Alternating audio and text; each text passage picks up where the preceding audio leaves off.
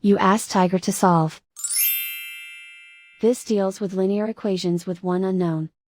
The final result is x equals -3/4. Let's solve it step by step.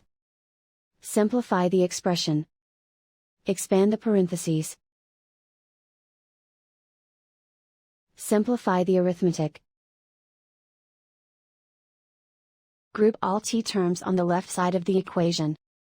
Subtract 7x from both sides. Group like terms.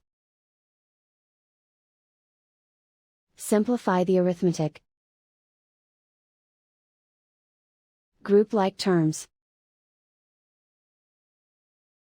Simplify the arithmetic.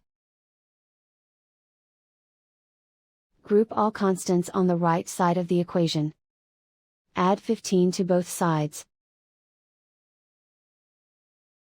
Simplify the arithmetic.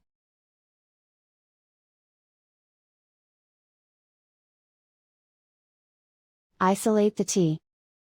Divide both sides by -4. Cancel out the negatives. Simplify the fraction. Move the negative sign from the denominator to the numerator.